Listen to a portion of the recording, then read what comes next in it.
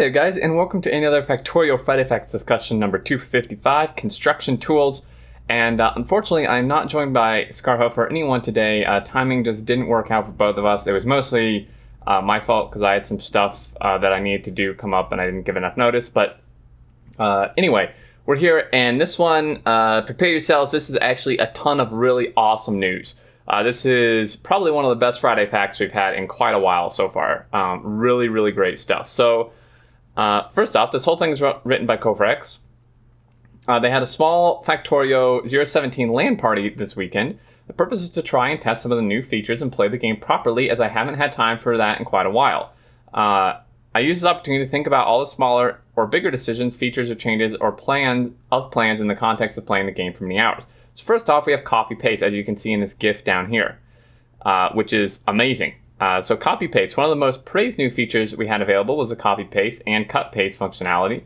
As you know already, everything is more complicated than expected, but this feature was the exception from the rule, as it only took 1 to 2 hours to make copy-paste fully functional. Man, if only all the features were that easy, right?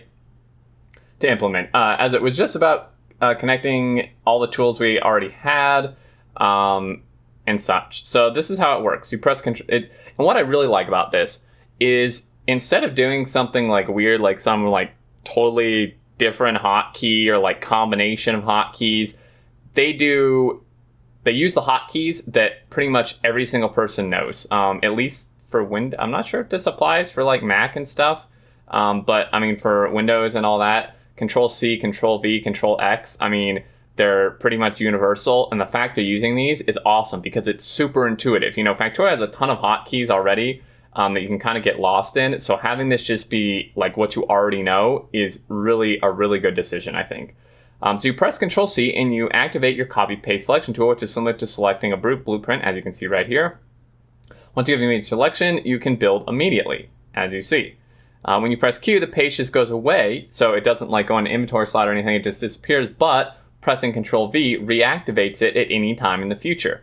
Unless, of course, you have, recopied something else, just like it would work in Windows or whatever, or anywhere. The cut paste is similar. Control X also allows you to select an area, but as a bonus, it also marks free deconstruction. This is especially useful when you need to just move some setup from one place to another.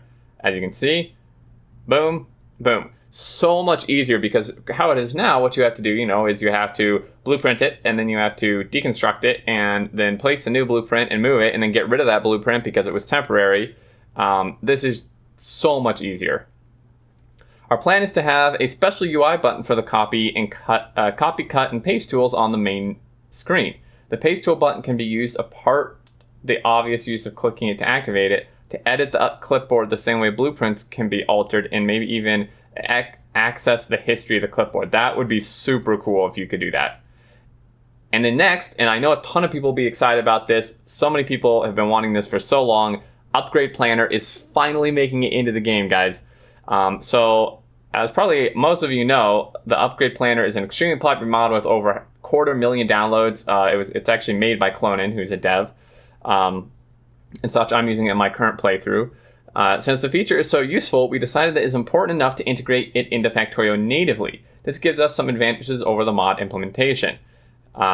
The main advantage is that it uses faster place functionality with construction robots, so upgrading chests keeps the inventory, which is huge. Upgrading belts doesn't require all items to be picked up, etc. The tool can be stored in the blueprint library, which is nice. The tool will also support upgrading tiles, so like concrete and stone paths or whatever, and refined concrete. An arguable advantage is, and some people won't like this, some people will, is that it can no longer upgrade instantly from the player inventory. So if you play with the Upgrade Planner, you know what I'm talking about, but if you don't, basically what it does is if you have like a stretch of like yellow belt and you have red belt in your inventory and you use the Upgrade Planner to upgrade that yellow belt to red belt, it'll just instantly turn the yellow belt into red belt, and pull it from your inventory, right? It's a little cheaty, arguably, and also it does it like regardless of your range. Like you could be on the other side of your factory, and if you can zoom in through the map into it and do it, it'll still work. So this is what they're talking about. It won't do that. So it's more balanced and consistent with the other construction tools. So basically, my understanding is this only works with robots. We also tested it in our playthrough, and it was definitely a big quality of life. So here we go. We have this, and you can see they select it with the upgrade planner. Boom. It marks all of them, and your bots go and replace everything, as you can see. Same with this. Upgrading the splitter, all this yellow belt section to red belt, and it's just awesome. I'm so glad they're finally implementing this. So many quality of life tools, and we're not done yet. Actually, this next one is probably one of my favorite. One of the features we'd like to add to 17 is to allow the upgrade planner to work also inside a blueprint, which the mod currently does, I believe. So you can upgrade the whole blueprint by or just select part of it to be changed. The current mod, I don't think, can only change part of it, but it can change a whole blueprint. If we could change part of a blueprint, that would be amazing. I really hope they get this to work. Undo. So this next part is so cool. Because there's, especially with me, there are so many times where I screw up like something and like just a little bit, or I change my mind partway through, and it's kind of a pain, to go back and tear it all up and such. And this kind of fixes that. So you might have experienced a situation as well. You build/construct something and it ends up not being the thing you really wanted for some reason. So you instinctively press Ctrl-Z to undo it. When this happened to me, I was always like, haha, I'm pressing Ctrl-Z, but I'm playing Factorio. We realized that it might actually not be such a stupid idea to actually make it work in game, at least partially. So the undo functionality is fully dependent on the construction robots being available. As doing anything else than construction orders would feel like cheating. Our prototype of the feature supports just two actions, building and removing, but it is already enough to make it useful at times. When you build a blueprint of something, pressing Ctrl-Z cancels all the ghost entities, and if some of them were constructed already, they're marked for deconstruction. So you can see here, so he's placing two blueprints, and then he hits Ctrl-Z, boom, done, and boom, done, and it undoes it. Okay, and this is actually what I like more, is the same works for manual placement. So, if you are doing a belt and you like screw up like this, or whatever, you want to change it, he's just compressing Ctrl-Z and it will just select them for deconstruction. Again, it does require bots to work, but it's still a huge thing rather than having to hit your deconstruction planner, select it, and such. It's just a simple hit of a hotkey. When you can deconstruct something, pressing Ctrl-Z cancels the deconstruction, and for entities that have been removed already, it places ghosts so they will be rebuilt. So that is really awesome. So you can see here, so he places it, and then he marks it for deconstruction,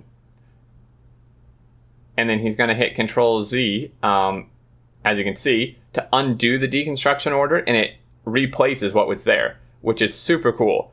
And the same works for manual mining. So you can see he just manually tore up the belts, and he's now Ctrl-Zing that action, and the bots will replace it. So it's just so good. There's these things, the copy paste, the upgrade planner in this are just absolutely massive quality of life features. Like this is what I was expecting and hoping from 017. They promised, or I maybe shouldn't say promised, but they said they were going to do quality of life features, clean up the game, and this is exactly that. This is what I was hoping for, this type of stuff. I'm trying to think. I had one thing in mind I wanted to mention with this that I've now forgotten. Hopefully it will come back to me. Because there was one thing like that I thought they were... Oh, right. Someone, and people mentioned this in the forum discussions and such. One thing I wish they would include, maybe with the upgrade planner or as a separate thing, is a belt reverser, right? It would kind of do the same thing, and you could still do bots if you don't want it to be cheaty. If you have like a whole stretch of belts and you want to reverse them, as it is now, you have to either select for deconstruction, have a blueprint, place it down facing the other direction, or you have to go through manually and place them over each other. I feel like it would be really nice to have, and there is a mod for this, but again, I feel like it could be in the base game, it's just a tool and you select it and it just reverses the direction of the belts. You wouldn't even need bots to do it really, because I don't think it's cheaty to just turn the direction of them. That would be a huge quality of life thing, for sure. I think that would be really useful. And then lastly, and you guys will be very happy about this, I'm very happy about this, research queue conclusion. So last week we had a big hubbub about the research queue being removed, and Yeah, so the LAN party also gave us insight that the research queue is still valuable in some cases, especially multiplayer, where I can add the research I need after the current one without canceling the research to someone else. After some discussions, internal voting, and more discussions, we decided to go this way. Research queue is in the game, but it is disabled by default. It can be turned on with advanced option checkbox, and this option is also turned on automatically once a player finishes the game for the first time. This way, we will ensure that new players have experience as wanted, but veterans that play it again and again, and players who are researching imminent technologies have it available. So this is amazing. I think the community, I mean, he says basically they just figured it out for themselves, but I think the community, really the truth is the community made enough noise that they figured they were screwing up as well. So really good job to you guys for making enough noise on this. Now, it's beyond me why they didn't just do this to begin with. Like, I mean, instead of just removing it altogether, quick decision, I don't know why they didn't just do this option to begin with. It was, I think pretty clearly the better option, but we have it now, and that's what's important. So blueprint library conclusion. So copy-paste solved most of the annoyances with blueprints. The second most annoying thing was that when I wanted to manually pick a blueprint from a blueprint book to build something, pressing Q didn't put it back in the place of the book. But instead moved it to my inventory, which I'm sure we all get frustrated by. It was also annoying that I can't reassign the blueprint contents of a blueprint in a blueprint book directly. Can't reassign the blueprint contents of a blueprint in a blueprint book directly. Oh, I see. Okay. These two things are already solved by the previous plans, but there are other tweaks that we realized we needed. So, when the blueprint library has a grid and works similarly to the inventory, the movement from blueprint library to inventory makes a copy instead of moving it, which is awesome. We think making the blueprint library more persistent is a big priority. Library slots are still big and have the space underneath them for the name as it is now. We realize that the main downside of showing as an inventory is removing possibility to see names, which is the main way to identify the blueprints. The library window is opened as a side panel and can exist next to normal active windows. Blueprints can also be built directly from it, which is huge. The share, because this is important, this one here, because as it is now, if you open your blueprint library and then open your inventory, I believe it closes the library. You can't usually have two windows open at once. So the fact that this is open as a side panel is really nice. The shared blueprints feature is still useful, so we decided that it will stay. It will be a tab in the blueprint library, but it will only be visible in games with multiplayer players. This is important mainly for new players, so they are not overwhelmed by a lot of stuff at the beginning. The shared blueprints won't contain every player's own library, only blueprints they explicitly choose to share. And this is super important, I think, because, when they first introduced a blueprint sharing, I had this concern that basically you didn't have a choice. So there may be blueprints you didn't want shared that would get shared in a multiplayer game. And this is nice. This solves this. So, you can basically choose, I want to share these. And, if you don't, then you just don't share them. The last change is about what happens when a player creates a new blueprint and it only exists in the cursor. So this is a little bit confusing. There were a lot of people in the forums who were misinterpreting this. And I kind of did as well, so I'm going to try to re-understand it here. This is not, to my understanding, if you create a new blueprint, a blank blueprint, and put it in your inventory, right? And then you pick it back up out of your inventory and go to blueprint something, this feature does not apply, okay? What he means by this is literally if you make a new blueprint, if you grab the blueprint from the blueprint library, an empty one, and you have it in your cursor, you haven't put it anywhere else, right? If it is brand new in your cursor, this is when this applies, okay? It's not like taking a blank one from your inventory. It is when you first create a blank blueprint and you're holding it for the first time, this is when this applies, okay? So when this is true, if you have it and you press Q, where should the blueprint go? In the current game, it just goes into the inventory, okay? However, in the 250 write-up, it is removed. Neither of these options were ideal for us as it feels like a hidden behavior. This will be changed, so when the player presses Q, it'll invoke a small selection pop-up next to the mouse so the player can explicitly select what to do. Put it in the library. Clicking it just opens the blueprint library so it can be put there. If it is already opened, it just flashes. Put it in the inventory. Clicking it just opens the character screen with inventory so it can be put there. If it is already open, it just flashes, or destroy it. So again, to clarify, this is not every single time you take a blank blueprint, like from your inventory or whatever, or even one that's already in your library. This is when you create one for the first time, because people's concerns with this would be really frustrating, because every single time they click, every single time they grab an empty blueprint that may already be in their library or their inventory, they're going to get this. But that's not the case. It's only when you create a brand new one for the first time.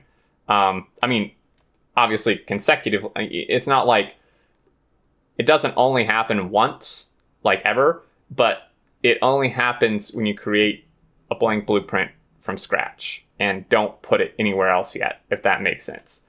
I believe that this helps the player understand what is going on. This pop-up can be either used to quickly access the storage for the blueprint, or the pop-up can be completely avoided if the blueprint is manually put into some storage. So again, and this also only applies if you hit Q. So if you just manually stick it somewhere, this doesn't even happen. Since we have the copy paste now, the need to make a one-time temporary blueprint should be non-existent. So this is kind of like the yellow blueprint Scarho was talking about, and it was a great idea and such, but I think Kovarex is right. I mean, the copy paste pretty much does exactly that. So we pretty much got that base covered. And there we go. So this Friday Facts, ton of awesome quality of life features that I think will just make the game like so much easier and less frustrating to play in many ways. And it's just super nice. We get our research queue back. I'm super excited about that. And really, really great news. I'm glad they made a decision to keep it in as a toggleable option and that it unlocks after you win the game for the first time. But I think that's going to do it, guys. I'm super happy. I want to hear your thoughts. And hopefully we'll get some more cool information in the future Friday Facts. But until then, thanks for watching. I look forward to seeing you all, and do take care.